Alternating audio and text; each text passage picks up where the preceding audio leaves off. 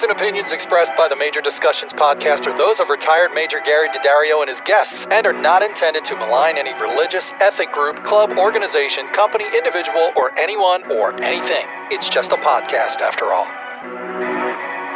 My name is Dino, and I'm a radio production director with 30 years in the radio industry. And with me is Gary Daddario, retired major from the Baltimore Police Department, cast member in the book Homicide, A Year on the Killing Streets, technical advisor for hit TV shows like Homicide, Life on the Street, and HBO's The Wire. And this is Major Discussions. Proceed with caution. 323 to 584. Formed in 1845, the Baltimore Police Department has 9 districts and covers almost 81 square miles, along with close to 12 square miles of water. The department has come a long way from the days of constables and captains of night watch. This podcast will give an insider's view of what it was really like working for the Baltimore Police Department. So grab a cup of coffee, because roll call is about to start.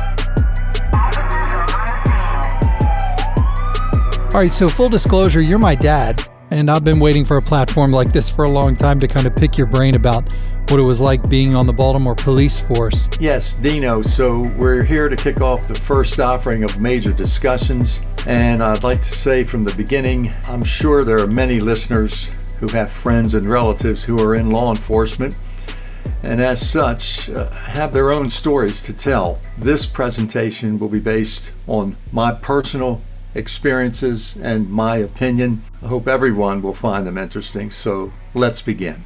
We'll get right into it. How many years were you on the force? I was a member of the Baltimore Police Department for 38 years, from 1966 to 2004. And you're not the only member of the department that's been in our family. No, my brother, he also was a member of the police department. I believe his time was also 38 years, but he was given credit for 40 years because of 2 years of military service. My grandfather was a police officer in Baltimore. He was a member from 1901 to 1923. So was there any pressure in the family growing up to become a policeman? No, none at all. When I say my grandfather, it was my mother's father, on my mother's side of the family, and she was very proud of her father and his years of service. And of course, when my brother came back from the Marines from Korea, he joined the police department at that time, and I guess to some extent I followed in his footsteps. All right, so you decide that you want to do this. You come home, you talk to Mom. What does Mom say about you becoming a policeman? Well, of course, Mom, I think she might have been a little surprised, and I know she was concerned. I think she trusted me and believed that I could handle it. The primary reason was I needed a better job, needed to make a little more money. And when I look back on those years, the police department was paying, I remember my first annual pay was $5,250, $52.50. It was just slightly over $100 a week. But at the time, it was a step in the right direction for me. In 1966, I was sworn in as a police officer, took the oath of office, along with 14 other members. A surprisingly small amount of recruit officers, we were called at the time. The pay wasn't very high, so the recruitment was light with the police department. On the day of my being sworn in, after that, we were told to go out to the Northern Police District, which housed the police academy on the second and third floors of the building. We arrived there. We were directed into a classroom. Where was this? What part of Baltimore is it? At the time, the station was located at Keswick and 34th Street in North Baltimore. As I say, we were greeted. It was a lieutenant. He advised us to go in the classroom and look at the desks. He said, look for the folders that were on the desk, and you'll find your name, and that will be your seat. The lieutenant then continued. He told us to take another look at the folder that was on our desk. He said, your name is printed on that folder with the title Officer. And the lieutenant explained that we were no longer just Joe Smith or John Jones. We would now be known as Officer Smith and Officer Jones. And he said that in all probability, our lives would change. And being a police officer was a very serious job. He said that you would now have the power of arrest, and whereby you as a police officer would be able to temporarily suspend a person's freedom, take them into custody and place charges against them, testify against them in court. He mentioned that being a police officer was not a normal job. We would be called upon to do things that many people could not do or would not want to do. I recall the lieutenant mentioning that even some of our friends might change their attitude towards us because they just might not want to associate with the police. And then he paused, and all of a sudden his attitude changed. His voice became very serious, and he began to explain that each morning we would come into the classroom, we would take our seats, and he would call the roll. We would have official roll call. And he said that as he called the roll, we were to answer, "Here, sir." And he repeated these instructions. He said, as I call the roll, you will answer. His words were very, very strong and very definite. You will answer, "Here, sir." And he commenced, and he started calling the names in alphabetical order, going down in the room. And each of the officers were, of course, answering, "Here, sir," until I guess it was maybe the seventh or eighth person surprisingly answered, "Present." And at this time, the lieutenant totally stopped roll call, and he came down the aisle and confronted this individual, and he went into what I call the Marine DI attitude. He began raising his voice and literally yelling at him, admonishing him, saying words like, "Are you paying attention? Did you hear what I say? You're a police officer. You're to follow instructions. You're to follow commands. You're to follow your supervisor's words. And you sit here. I instructed you to answer, 'Here, sir,' and you answer, 'Present.' What's wrong with you, man?" At any rate, this went on for actually maybe just a minute or two. The lieutenant then returned to his desk and commenced roll call from the start. He started all over again. And of course, this time, each of the officers was especially answering, "Here, sir," even the individual who answered, "Present." So we commenced with that, and the lieutenant went on to teach his first hour of instruction, which was the U.S. Constitution and the law. We took a break. The individual who had been admonished was last seen walking out the door, and I'm told his last words were, "I'm out of here. I'm not putting up with this BS." And of course, he didn't say BS. He didn't want to have to follow instruction. No one was going to tell him what to do. Apparently not. He was taken by this confrontation. And of course, my class of 15 members was now reduced to 14 members. The lieutenant, as we were in the next days and the next several months, turned out to be a gentleman. This man was outstanding. He was extremely intelligent. He knew the law. He even rewrote a book which was called The Digest of Laws for the Baltimore Police Department. And he was very respected. And his show of anger and seriousness was actually just a greeting, an indoctrination, so to speak, to let everybody know the serious nature of being a police officer. And that you were there to, as he said, to obey orders, follow instructions, and pay attention. So there was nothing personal in his admonishment to that particular individual. He was a good and decent man. The academy training at the police department at that time was 3 months, 12 weeks. I often describe it as a colossal cram course. The course of instruction included 43 topics, I believe. I can't name them all, but maybe constitutional law, criminal law, civil law, law of arrests, law of evidence, civics, city ordinances, of course, court procedure, criminal investigation, firearms training, defense tactics. How's my memory going? I almost can't believe it. Physical education, first aid, things like housing code, insanity cases, interview techniques, wow, licenses and permits, liquor laws, wow, just to name a few. Spelling, of course, believe it or not, prisoner handling, public relations, report writing, sudden death cases, traffic accidents. These courses were all really primarily designed not for the specialist in our department, but the general beginning phases of training for police officers. Of course, in the department, we had all the special units, homicide, robbery, narcotics, traffic. We even had a unit called the Towing Bureau, which I think was a sergeant and two-man unit, and they regulated tow trucks in the city. There were many specialized units within this. Baltimore is a major metropolitan area. Baltimore Police Department is one of the major police departments of our country. As far as the police academy, this is the introduction for new officers, and it's going to teach you all the basics.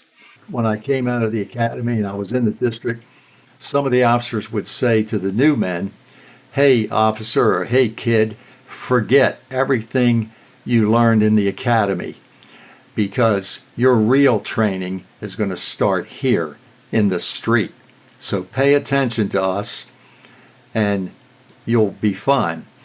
There were some officers that even would tell you, keep your mouth shut, keep your eyes and ears open, and when your boss, the sergeant, gives you any instructions, your answer is, "Yes, sir." Was that just hazing, or was that's real, right? Yeah, this was very real.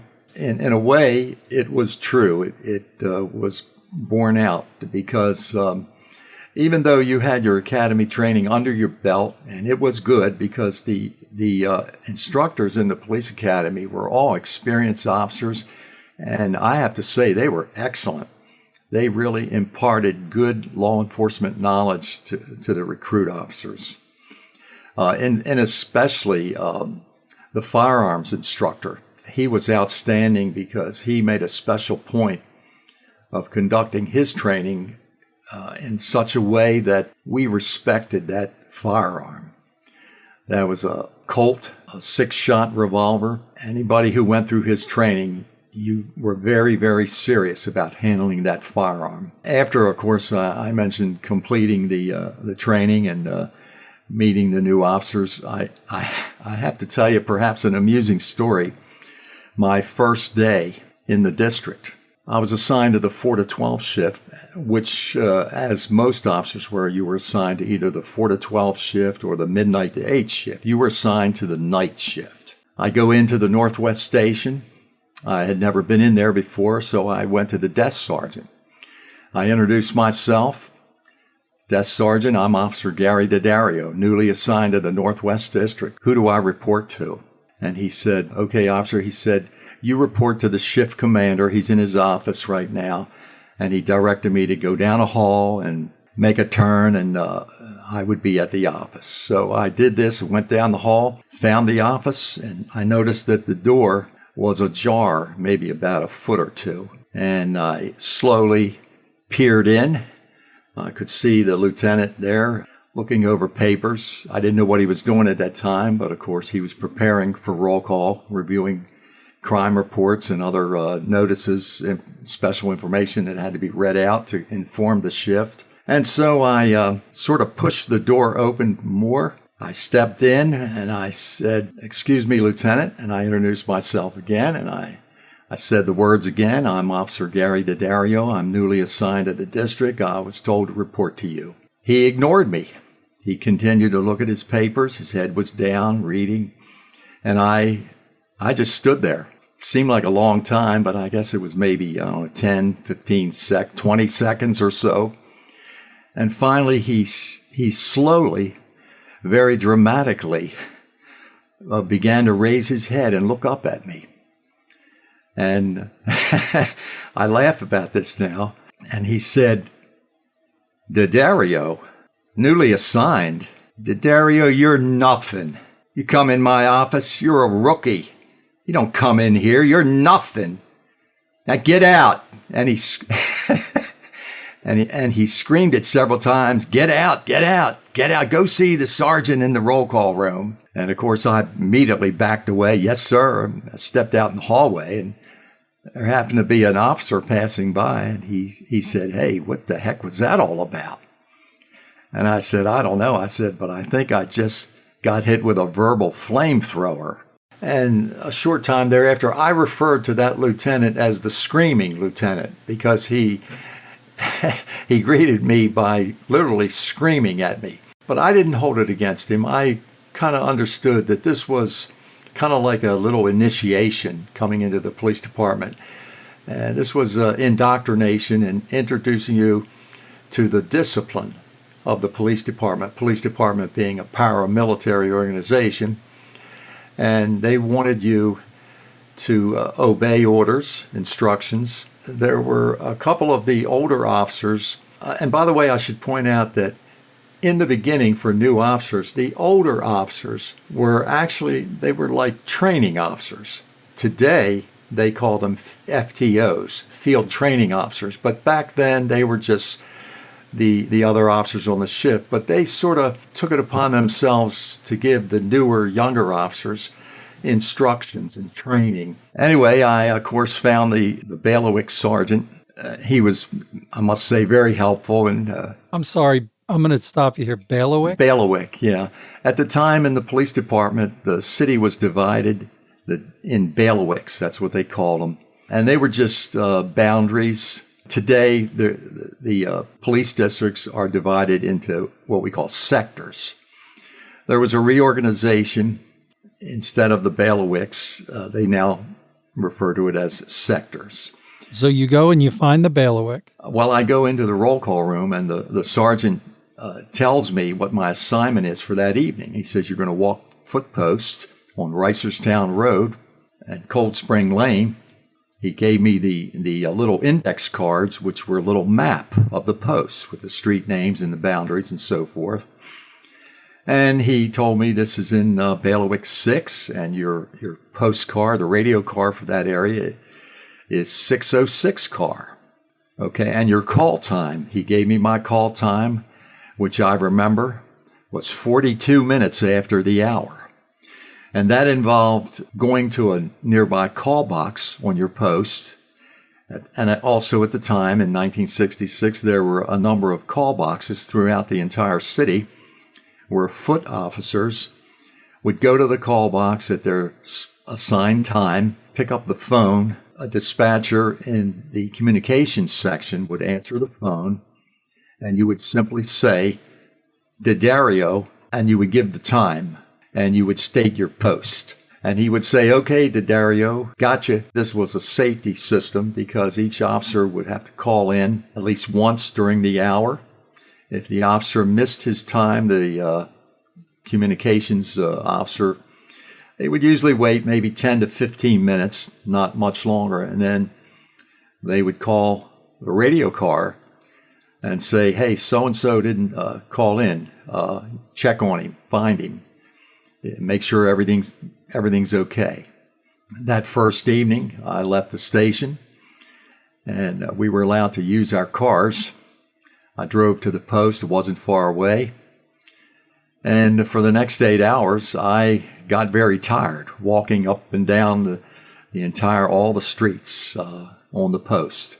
If there was any businesses, I was actually hesitant to go in. But I went in and introduced myself as a post officer, and everybody, especially the business people, were very cordial and friendly, and they welcomed me. Later, after getting off, there was several other new officers from my academy class who were also in the district. They were new, and we seemed to get together. We were glad that nothing happened. It was like a sigh of relief because each one of us shared the same emotion, the same feeling that, my God, what am I doing here?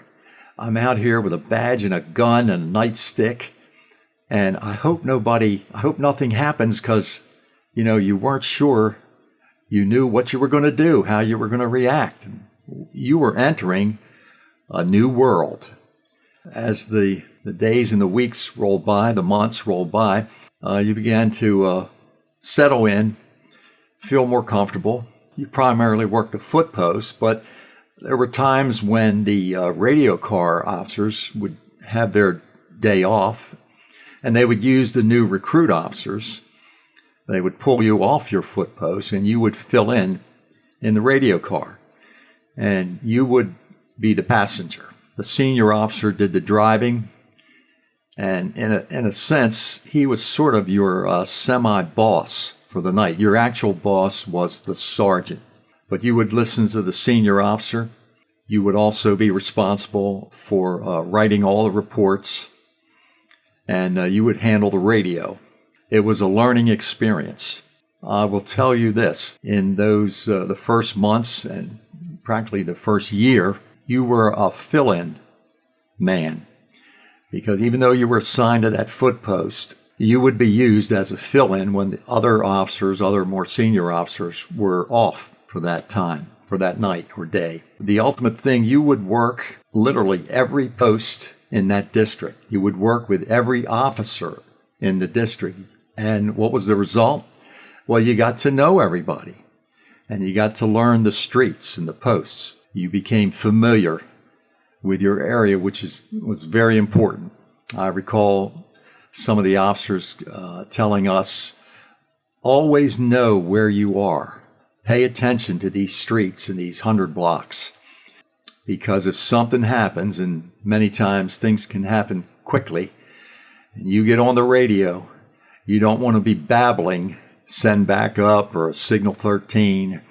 You want to say, need backup at such and such. And you want to be definite. You want to know where you are. It's a matter of safety. Do you have any mentors? Was there any one person that you can think of, or was it collective? That's an interesting question, because I guess there was not really any one mentor. There were several, because I picked up early on that all police officers are not the same. They have different levels of judgment, different levels of education, different levels of experience. And it came to my realization to listen and watch the good guys, I call them, the officers who handled themselves well, who spoke well, who knew how to handle people. And so I paid attention to them as they handled situations.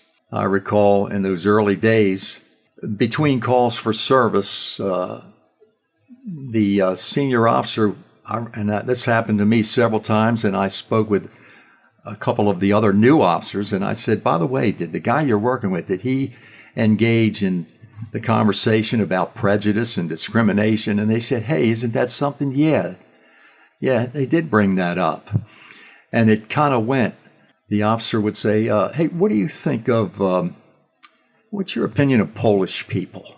You like Polish people? What about Protestants, Jews? What do you think of Jews? They would keep this up. And how about blacks? You prejudice against blacks? Of course, I wasn't prejudiced against blacks. Of course not. I wasn't prejudiced against Jews or Protestants. I think he might have even mentioned, well, you're Catholic. You're strict. Well, yeah, I'm Catholic. I guess I will admit maybe I'm not a strict Catholic, but I believe I'm Catholic and I believe in my faith. They would also say, police, they come from many stations in life. And you may not like a Jew. You may not like Irishman or Protestant. You may have a beef with somebody. They might owe you money. But when we come to work, our color is blue. It's not black or white or anything else. And the question was, why do we believe in this? Why? Leave your prejudice outside the door. When you put on your uniform, we come here as police. Why? Because our lives depend on it.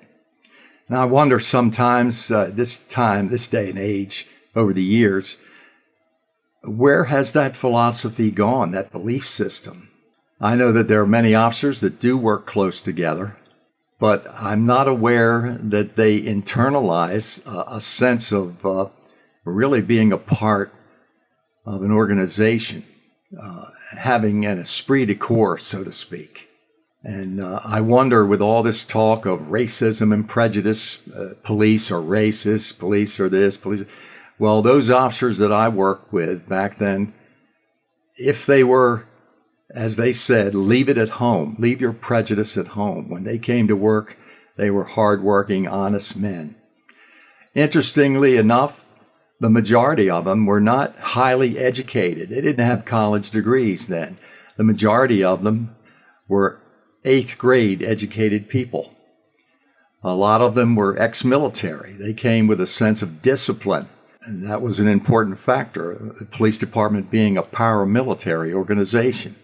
I took these introduction inquiries made by these officers as another aspect of indoctrination, to find out how a new officer thinks, what his attitude is.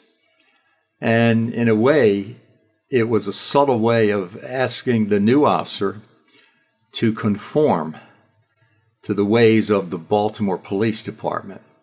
It was a way of showing respect for every officer that you work with. As part of this respect, I remember the officer saying, again, you may have a beef, you may dislike another officer, but one very, very important aspect, and that is the Signal 13, the assistant officer call.